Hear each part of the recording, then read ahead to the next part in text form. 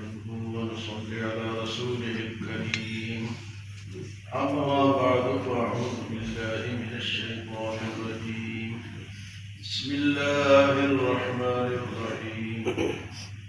يا أيها النبي لم تحرم ما أحل الله لك تبتغي مرضات أزواجك والله غفور رحيم. قد فرض الله لكم تحلة أيمانكم والله مولاكم وهو العليم الحكيم. آج سے سورۃ التحریم شروع ہو رہی ہے. سورۃ التحریم میں جو اس سے پہلے سورۃ الطلاق ختم ہوئی. سورۃ الطلاق میں جو احکامات نازل ہوئے طلاق اور اس کے بعد کے جو حالات ہیں، عدت گزارنا اور خرچہ وغیرہ، یہ سب باتیں اللہ پاک نے بتائی.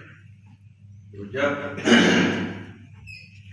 نفرت ہوتی ہے اور ایک دوسرے کے ساتھ لڑائی ہوتی ہے تو طلاق تک نوبت آتی. لیکن جب اس صورت میں اب ایسے احکامات بیان ہوئے ہیں جو محبت کی وجہ سے اختلاف ہوتا ہے، اس میں تو نفرت کی وجہ سے طلاق تک نوبت پہنچی تھی. اب اس صورت میں اللہ پاک نے بعض ایسے مسائل ہیں جو پیار و محبت کی وجہ سے وہ پیدا ہوتے ہیں، تو ان کا بھی اللہ پاک نے حل بتایا ہے کہ اگر پیار و محبت سے کوئی مسئلہ پیدا ہو جائے تو اس کا حل کیا ہے. حضور صلی اللہ علیہ وسلم عصر کے بعد اپنے ازواج مطہرات کے گھر جایا کرتے تھے. 2 منٹ 3 منٹ 4 منٹ اس طرح ہر ایک زوجہ محترمہ کے گھر تشریف لے جاتے تھے. پوچھتے تھے بھائی کوئی مسئلہ مسائل کوئی ضرورت. تو کچھ عرصے میں ایک آپ کی زوجہ محترمہ حضرت زینب رضی اللہ تعالیٰ عنہ، ان کو کسی نے شہد دیا تھا، شہد بھیجا تھا، تو وہ آپ کے سامنے پیش کرتی تھی کہ یہ آپ کھا لیں. اور حضور صلی اللہ علیہ وسلم کو شہد بڑا پسند بھی تھا. شہد ویسے بھی ایک اس کے اندر اللہ پاک نے فیہ شفاء للناس، لوگوں کو یہ اس میں شفا ہے. لیکن ڈاکٹر کہتے ہیں کہ اس کے اندر شوگر ہے، یہ تم نے کھانا نہیں. لیکن شوگر والا بھی اس لیے ہوتا ہے کہ یہ ملاوٹ والا ہوتا ہے. اگر خالص ہو تو اس کے اندر شوگر نہیں، اس کے اندر شفا ہے. لیکن ہم خالص کہاں سے لائے؟ تو حضور صلی اللہ علیہ وسلم کو کھا لیا کرتے تھے. تو اس میں تھوڑا ان کے گھر میں تھوڑا ٹائم وقت زیادہ لگتا ہے، کھانے میں دیر لگتی. تو آپ کی ایک زوجہ محترمہ حضرت حفصہ رضی اللہ تعالیٰ عنہ نے ایک دن آپ سے کہا کہ آپ کے منہ مبارک سے مغافیر کی بو آتی ہے. اب یہ جو شہد کی مکھی ہے نا، یہ پھولوں پہ، کھجور پہ، پھلوں پہ، اچھی اچھی جگہ، پاک صاف جگہ پہ بیٹھتی ہے اور اس سے وہ حاصل کرتی ہے، اس سے شہد بنتا ہے. تو مغافیر بھی ایک پودا تھا مدینے میں. تو مغافیر جو ہے اس سے بھی یہ اس کو بھی کھاتی تھی، لیکن اس کے اندر معمولی سی بو ہوتی. وہ جو درخت تھا یا پودا تھا یا جو بھی تھا، اس سے گوند بھی حاصل تو ہوتا تھا. یہ جو گوند ہے اپنا چھتا بناتے ہیں اس کے اندر اس کے اندر معمولی سی بو بھی ہوتی تھی. تو آپ کی زوجہ محترمہ حضرت حفصہ نے کہا کہ آپ کے منہ مبارک سے مغافیر کی بو آتی. پھر حضرت عائشہ نے بھی کہا، ان دونوں ازواج نے آپس میں مشورہ یہ کیا کہ یہ وہاں وقت زیادہ لگتا ہے، ہمارے لیے وقت کم بچتا ہے. تو انہوں نے یہ الفاظ جب کہے تو حضور صلی اللہ علیہ وسلم نے فرمایا کہ آئندہ میں شہد نہیں کھاؤں گا، یہ میرے اوپر حرام ہے، میں شہد کھاؤں گا. تو جب آپ نے یہ فرمایا تو اللہ پاک کی طرف سے حکم آیا کہ آپ اپنی بیویوں کے خاطر ایک حلال چیز کو حرام کر رہے ہیں۔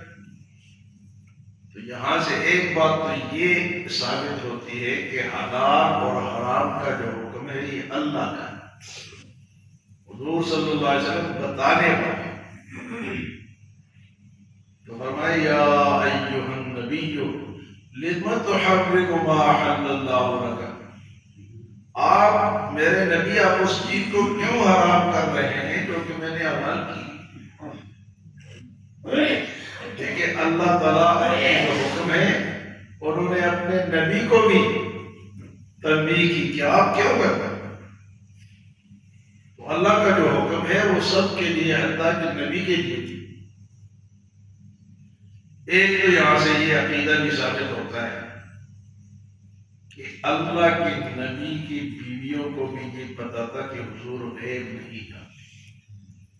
اگر ان کو پتا ہوتا کہ حضور غیب جانتے ہیں تو وہ تو پھر سوال ہی نہ کرتے کہ آپ کو تو پہلے سے پتا ہے۔ لیکن ان کا بھی یہ عقیدہ تھا کہ غیب کون جانتا ہے؟ اللہ جانتا۔ تو عقیدہ کو قرآن بتاتا ہے۔ یہ جو پھسے عقیدے ہم نے بنا کے رکھے کہ فلاں بھی جانتا ہے فلاں بھی جانتا ہے، اللہ کا نبی نہیں جانتا، اور نبی بھی کہ نبیوں کے سردار اور ان کی بیویوں کا یہ عقیدہ ہے کہ اللہ کا نبی جو ہے وہ غیب نہیں جانتا۔ تو اللہ پاک نے یہ اب وہ جو پچھلی صورت میں تھا اب یہ محبت کی باتیں ہیں کہ محبت میں آپ نے حرام چیز کو چھوڑ دیا، نہیں آپ یہ نہیں کر سکتے۔ فرمایا یا ایھا النبی لم تحرم ما احل اللہ لک، آپ اس چیز کو کیوں حرام قرار دیتے ہیں جو اللہ نے آپ کے لیے حلال کی؟ مرضات تبتغی مرضات ازواجک، آپ اپنی بیویوں کی مرضی چاہتے ہیں۔ مرضی کس کی چاہیے؟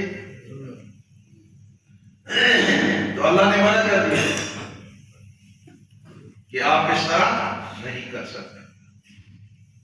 تو اس کے بعد فرمایا واللہ غفور الرحیم، لیکن اللہ بخشنے والا مہربان ہے، آپ کی اس خطا کو اللہ نے معاف کر دیا۔ خطا تو نہیں، ایک نبی سے غیر اولا بات، غیر اچھی بات ہو گئی، حالانکہ کوئی گناہ کا کام نہیں ہے، انہوں نے لکھا ہوگا بس، لیکن اللہ نے فرمایا کہ نہیں آپ کو یہ کھانا پڑے گی۔ اور اگر اس طرح کوئی شخص اپنے اوپر حلال چیز کو حرام کر دے تو یہ قسم بن جاتا ہے، قسم بن جاتا ہے۔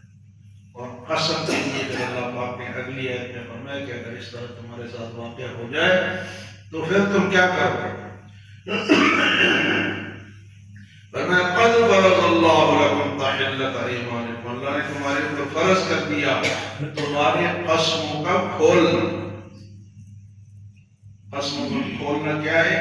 یہ قسم کھانی اور بات صحیح نہیں تھی کہ میری امی کے گھر نہیں جاؤں گا، قسم ہے میرے اوپر حرام ہے، لیکن اگر بیوی کے لیے حرام کا لفظ استعمال کیا اور نیت یہ تھی کہ طلاق کی نیت تھی تو بیوی پہ طلاق ہو جائے۔ اگر اس نیت سے قسم کھائی کہ میں تو تجھ سے ملوں گا نہیں، تو میرے اوپر حرام ہے، تو ایک طلاق واقع ہو جائے گی۔ نیت اگر طلاق کی اور حرام کا لفظ استعمال کیا یا قسم کھائی، تو قسم اگر مسلمان کھا لے اور دوسری طرف اچھی بات ہے، اچھی بات یہ کہ کسی کے گھر نہیں جائیں گے، کسی سے بات نہیں کریں گے، تو اچھی بات تو یہ کہ کریں گے، صلہ رحمی کو تو ہم چھوڑ نہیں سکتے، اگر کریں گے تو غلط کریں گے۔ تو فرمایا کہ تم اپنے قسم کو توڑ دو اور کفارہ ادا کرو، قسم کو توڑ دو کہ میں تو جاؤں گا، قسم ٹوٹ گئی، اس کا کفارہ کیا ہے؟ 10 مسکینوں کا کھانا ہے، یا ان کے کپڑے ہیں، یا غلام کو آزاد کرنا ہے، یا اگر نہیں ہے پیسے تو 3 روزے رکھنے پڑے کفارہ کے۔ تو غلط بات پہ قسم کھا لینا تو یہ شریعت ہمیں یہ کہتی ہے کہ تم وہ قسم توڑ دو، اگر تم نے کھائی ہے تو توڑ دو، کیا کرو؟ کفارہ ادا کرو۔ بعض دفعہ انسان قسم کھا لیتے کہ میں نے تو قسم کھائی ہے کہ میں فلاں چیز نہیں کھاؤں گا، فلاں کے گھر نہیں جاؤں گا، فلاں سے بات نہیں کروں گا، قسم اٹھا دی، تو فرمایا قسم کو توڑ دو اور کفارہ ادا کرو، 10 مسکینوں کا کھانا کھلاؤ، یا پھر ان کو کپڑے پہناؤ، یا پھر کیا کرو کہ 3 اگر نہیں ہے پیسے تو پھر 3 روزے رکھو۔ یہ ہے قسم کا کفارہ۔ تو حضور صلی اللہ علیہ وسلم نے قسم کھائی تو آپ نے بھی پھر ایک غلام کو آزاد کیا اور کفارہ آپ کا ہو گیا، اور آپ نے دوبارہ وہ شہد جو آپ نے کہا تھا میں نہیں کھاؤں گا، پھر آپ نے کھانا شروع کیا۔ یہاں پر یہ جو بیویاں ہیں سونکنے جنہیں کہ کہا جاتا ہے، اب نبی کی بیویاں بھی مطلب ان کو بھی آپس میں اتنا وہ برداشت نہیں تھا، سونکنے والا کام انہوں نے بھی کیا۔ یہ فطرت ہے عورت کی، دوسری عورت کو برداشت نہیں کرتی۔ حالانکہ کوئی ایسی بات نہیں ہے، یہ عرب ممالک میں کیونکہ وہ قرآن کے ترجمے کو سمجھتے ہیں، ہر آدمی کی 3-3 4-4 بیویاں ہیں، لیکن وہ آپس میں لڑتی نہیں، ان کو پتہ ہے کہ اس کو اجازت ہے۔ ہم چونکہ ہندوؤں کے ساتھ رہے ہیں، یہاں کوئی دوسری شادی کر دے قیامت آ جاتی ہے، یہ کیا ہو گیا؟ بھائی جب اجازت ہے تو کون ہے اعتراض کرنے والا؟ اور پھر معاشرے میں بات پکی ہو گئی اور فلاں نے دوسری شادی کی۔ ہاں شادی وہ کرے جس کے پاس 2 وسائل ہوں، یا جسمانی قوت بھی ہو اور مالی قوت بھی الگ رکھ سکے، وہ کرے، اس کے لیے کوئی منع نہیں، لیکن خواہ کرنا تو یہ غلط۔ اگر اس کو ضرورت ہے وہ کر سکتا ہے اور اس کو کرنی چاہیے، تو پھر معاشرہ ہمارا کیا ہے؟ عرب ممالک کی میں آپ کو مثال دے رہا ہوں کہ وہاں یہ مسئلہ نہیں۔ تو یہاں آج کی اس صورت میں کیا ہے؟ حضور صلی اللہ علیہ وسلم شہد کو حرام قرار دیے تو اللہ پاک نے فرمایا کہ آپ نے کیوں حرام کیا؟ یہ میں نے حلال کیا۔ تو حلال چیز کھانے پہ اگر ہم نے کوئی قسم کھا لی تو اس کو توڑیں گے اور قسم کا کفارہ ادا کریں گے۔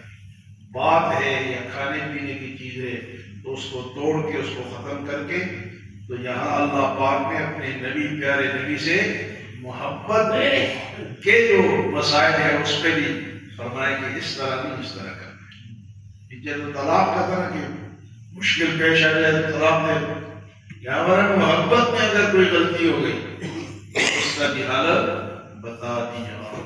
اللہ نے عمل اور سمجھ